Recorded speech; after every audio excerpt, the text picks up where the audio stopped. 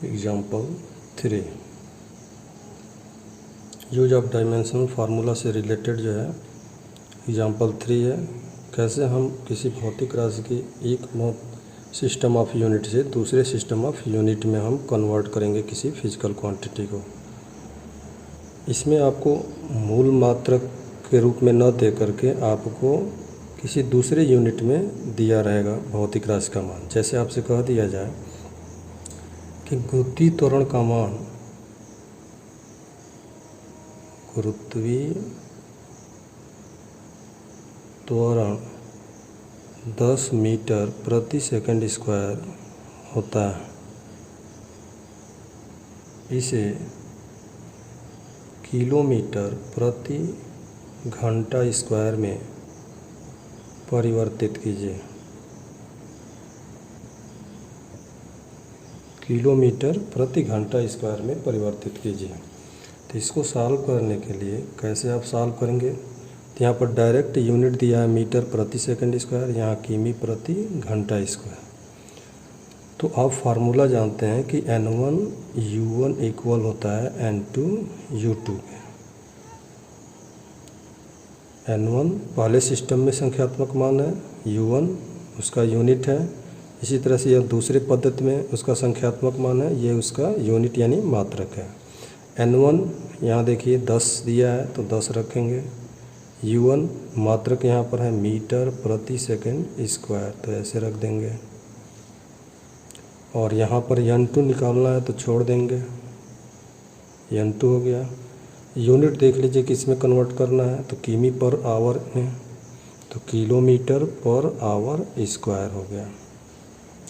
N2 निकालना है तो N2 इक्वल लिखेंगे, इससे डिवाइड कर देंगे तो 10 मीटर पर सेकंड स्क्वायर अपॉन किमी पर आवर स्क्वायर। अब इसको सिंप्लीफाई करिए, 10 इंटू मीटर यहाँ किमी है तो मीटर अपॉन किमी हो गया।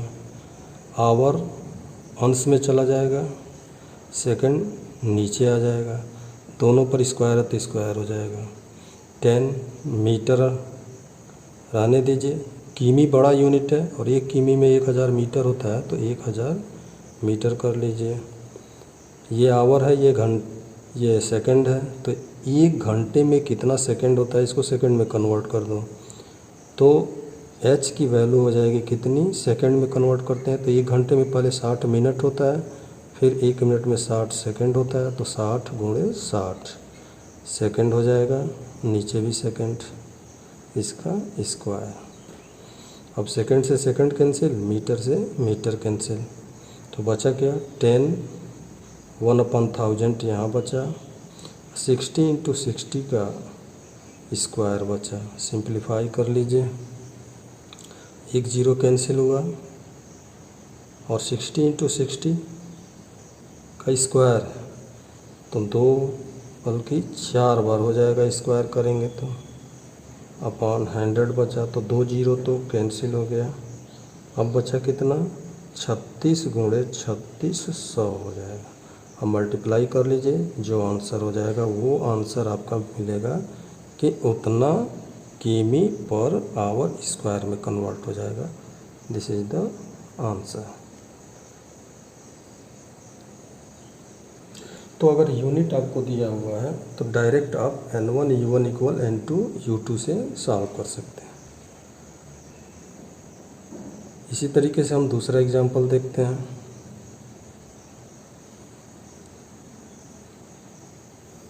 एग्जांपल 4। जैसे ये आप पहले से जानते हैं कि एक कैलोरी जो होता है 4.2 जूल के इक्वल होता है। अब कैलोरी और जूल इसको हम MKS यानी MLT के पदों में नहीं व्यक्त कर सकते हैं कैलोरी को, तो यूनिट वाला ही फार्मूला आप यूज करेंगे यहाँ पर जब भी कैलोरी और जूल से रिलेटेड क्वेश्चन आएगा। जैसे एग्जांपल के रूप में कहा जाए कि बर्फ़ की गुप्त ऊष्मा 80 किलो कैलोरी प्रति किग्रा होती है। इसे जूल प्रति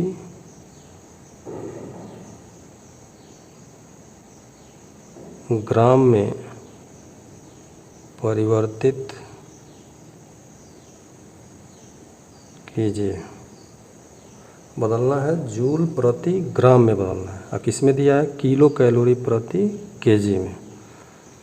तो ये आपका N1 हो जाएगा, ये U1 हो जाएगा। और किस मात्रक में बदलना है? जूल प्रति ग्राम, तो ये आपका U2 हो जाएगा। तो फार्मूला होता है, कैसे आप सॉल्व करेंगे? फिर यही फार्मूला आप यूज करेंगे, N1 U1 equal N2 U2। तो N2 संख्यात्मक मान, तो दूसरे पद्धति में संख्यात्मक मान N2 निकालना है, तो N2 इक्वल लिखेंगे, U2 से डिवाइड कर दीजिए, तो N1 U1 अपान हो जाएगा U2। U2 क्या है? तो जिस पद्धति में बदलना है वो वाला मात्रक है, और U1 जिसमें दिया हुआ है। तो N2 की जो वैल्यू हो जाएगी कितनी हो जाएगी? N1 दिया है 80, तो 80 यहाँ रख दीजिए। U1 पहले पद्धति में मात्रक जो दिया है किलो कैलोरी पर केजी, और U2 जिसमें कन्वर्ट करना है तो जूल पर ग्राम में कन्वर्ट करना है, तो जूल पर ग्राम डिनोमिनेटर में लिखेंगे। अब इसको सिंप्लीफाई कर लेंगे, तो कैसे सिंप्लीफाई करेंगे? तो 80 हो गया। अब इसको सिंप्लीफाई करने के जैसे फ्रैक्शन सॉल्व करते हैं, तो किलो कैलोरी न्यूमरेटर में है, जूल डिनोमिनेटर में है, इनटू ग्राम डिनोमिनेटर के डिनोमिनेटर में, तो डिवाइड करने पर ये अंश में चला जाएगा, तो ग्राम अंश में चला गया, अपान केजी नीचे आ जाएगा। अब सबको कन्वर्ट करिए। अब यहाँ ज़रा देखिए, 80 है तो 80 लिखेंगे, किलो कैलोरी है, नीचे जूल है, और यहाँ केजी है। 1 किलो कैलोरी में 4.2 10⁻³ जूल होता है। तो किलो कैलोरी बदल गया जूल में, नीचे आपका जूल है तो जूल हो गया, इनटू ऊपर ग्राम है तो ग्राम रहने दीजिए, छोटा यूनिट है द्रव्यमान का, केजी बड़ा यूनिट, और 1 ग्राम में 1000, 1 केजी में 1000 ग्राम होता है, तो 10⁻³ ग्राम हो जाएगा। अब जूल से जूल कैंसिल, ग्राम से ग्राम कैंसिल हो गया। अब आपको क्या करना है? जो न्यूमेरिकल वैल्यू बची हुई है इसको आपको नोट करके और सिंप्लीफाई कर लेना है। तो अब न्यूमेरिकल वैल्यू देखिए कितनी बची हुई है। न्यूमेरिकल वैल्यू बची है 80, यहाँ बचा है 4.2 10⁻³ और यहाँ बचा हुआ है डिनोमिनेटर में 1/10⁻³। सिंप्लीफाई करिए, 10⁻³ 3 से कैंसिल हो गया, बचा क्वांटिटी 84.2। 1 0 से डेसिमल ख़त्म हो जाएगा, 8 × 42 हो जाएगा। 8 से मल्टीप्लाई करिए, 8 2 जा 16, 1 8 चौके 32 और 33, यानी 336 आंसर आ गया। इट मीन्स कि 80 किलो कैलोरी पर केजी कितने के इक्विवेलेंट होगा? तो 336 जूल पर ग्राम के। तो किलो कैलोरी पर केजी चेंज हो गया, 336 जूल पर ग्राम में कन्वर्ट हो गया। तो एक सिस्टम ऑफ यूनिट ये था मापने का, दूसरे सिस्टम ऑफ यूनिट में कन्वर्ट हो गया। तो इस तरह से जब कैलोरी और जूल वाले अगर क्वेश्चन दिए गए हों तो आप डायरेक्ट इससे सॉल्व करेंगे, न कि डायमेंशनल फार्मूला से आप सॉल्व करेंगे। एक और एग्जांपल देखते हैं।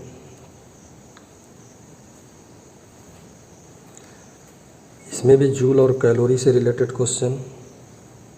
एग्जांपल 5, इसका देखिए कि वाष्प की गुप्त ऊष्मा 540 किलो कैलोरी पर केजी होती है। इसे जूल प्रति ग्राम में परिवर्तित कीजिए। तो हाउ टू सॉल्व इट, कैसे सॉल्व करेंगे। तो इसको सॉल्व करने के लिए फिर वही तरीका अपनाएंगे। यहाँ जूल से रिलेटेड आपको दिया रहेगा कि 1 किलो कैलोरी इक्वल 4.2 10⁻³ जूल। तो फार्मूला आप जानते हैं कि N2 दूसरे पद्धति में संख्यात्मक मान N1 U1/U2 होता है।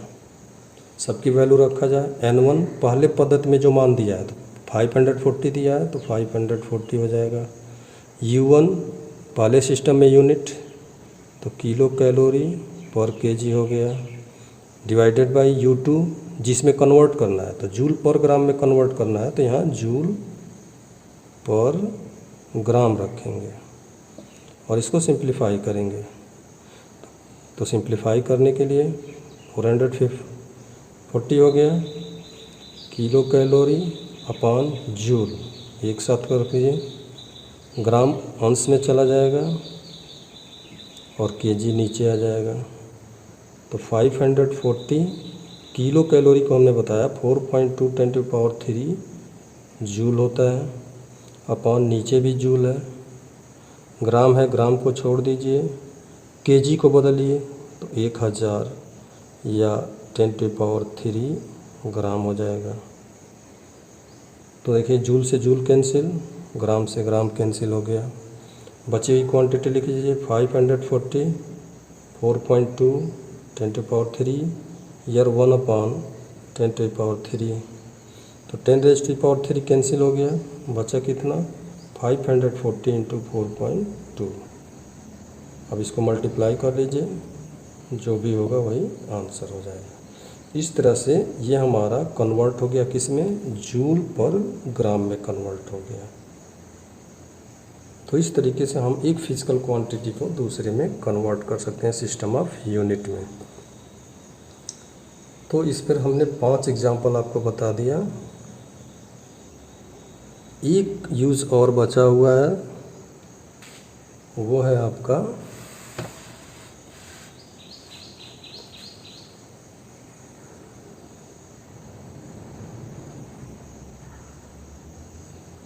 फोर्थ,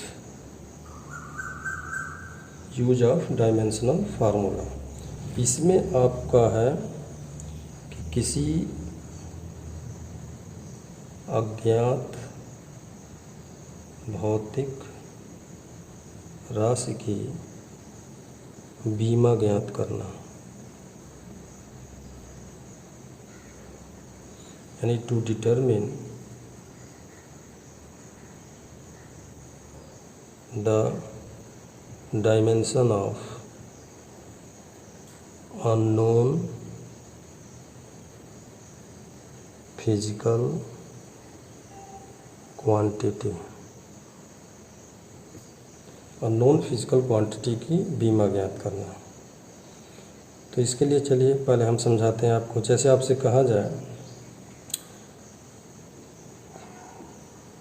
कि 5 kg में अगर 2 kg और मिला दिया जाए तो कुल कितना kg हो जाएगा, तो आपका आंसर होगा 7 kg और आप ऐड करके बता सकते हैं।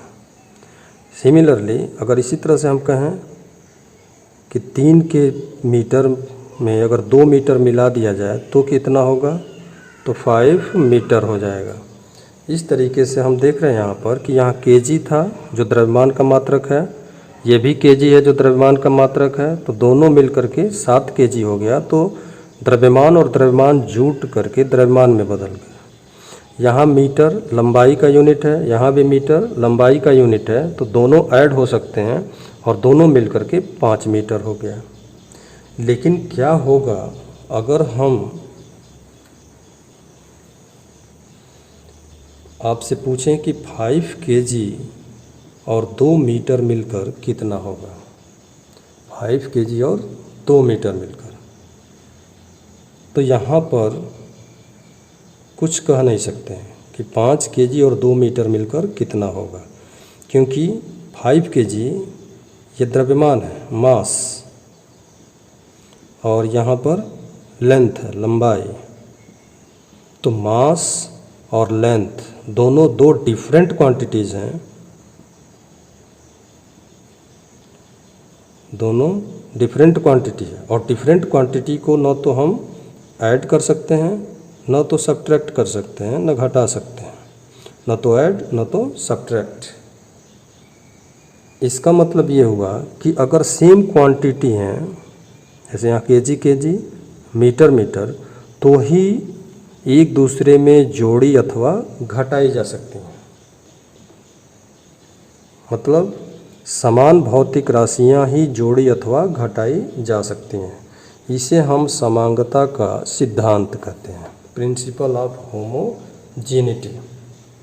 तो प्रिंसिपल ऑफ होमोजेनिटी क्या कहता है कि समांगता के सिद्धांत के अनुसार, समांगता के सिद्धांत के अनुसार समान भौतिक राशियां ही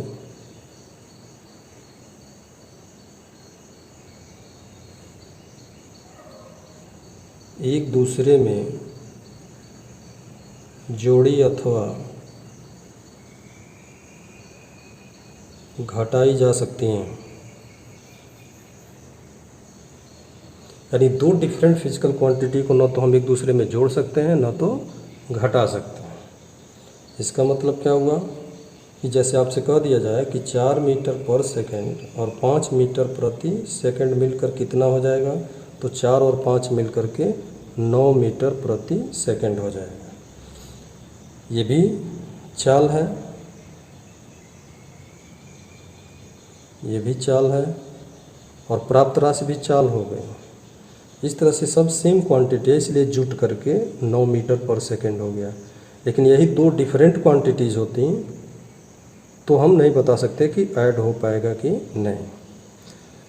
अब समान भौतिक राशियां अगर जोड़ी जा सकती हैं, घटाई जा सकती हैं, तो इसका मतलब पहले पद का जो मात्रक होगा वही दूसरे पद का होगा, वही तीसरे पद का होगा। इसका मतलब ये हुआ कि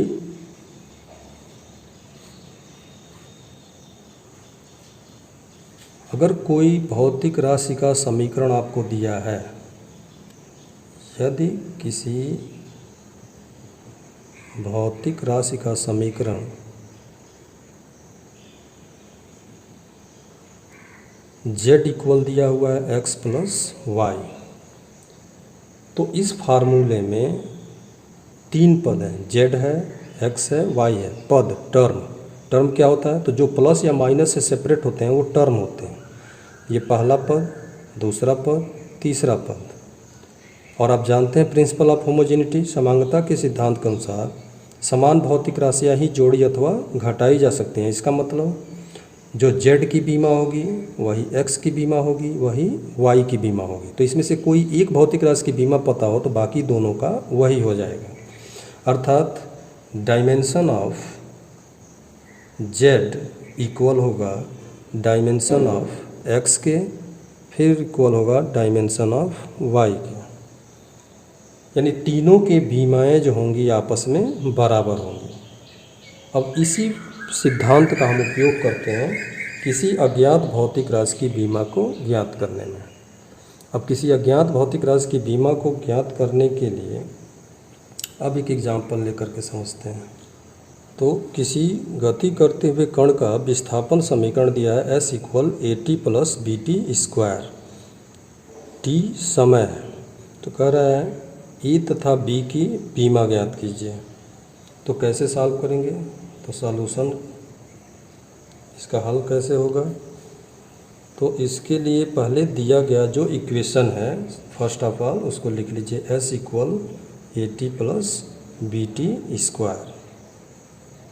अब इसमें देखिए 3 पद हैं, s पहला पद, AT दूसरा पद, BT स्क्वायर तीसरा पद। तो समांगता का सिद्धांत ये कहता है कि s की बीमा, AT की बीमा और BT स्क्वायर की बीमा तीनों की आपस में बराबर होगी। यानी डायमेंशन ऑफ AT इक्वल होगा डायमेंशन ऑफ s के, इक्वल होगा डायमेंशन ऑफ BT स्क्वायर के। तीनों की बीमाएँ आपस में सेम हो जाएंगी। अब जिसकी बीमा पता है उसको अज्ञात वाले के साथ बराबर कर लीजिए। तो डायमेंशन ऑफ AT, तो A की बीमा निकालना है तो A को छोड़ दीजिए, टी समय है तो समय का डायमेंशन आप जानते हैं कैपिटल टी होता है, इक्वल है तो इक्वल।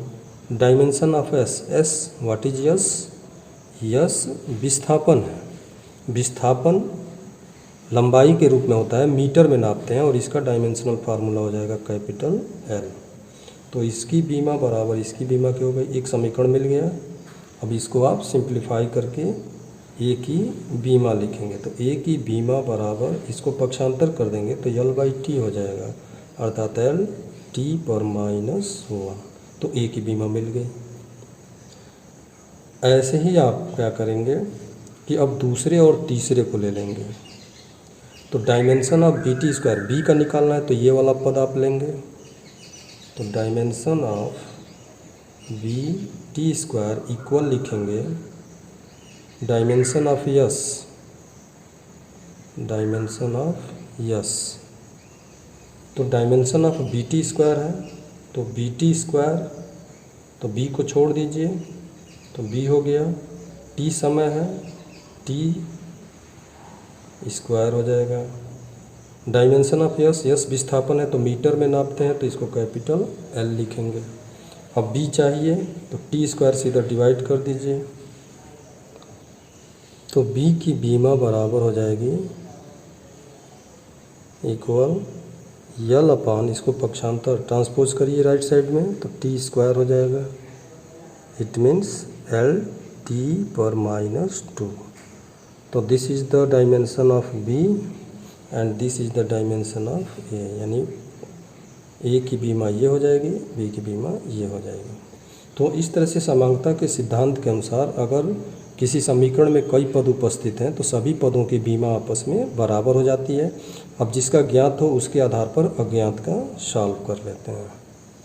तो ये था आपका चौथा उपयोग कि कैसे हम किसी अज्ञात भौतिक राशि की बीमा भी हम डायमेंशनल फार्मूला के हेल्प से कैलकुलेट कर सकते हैं।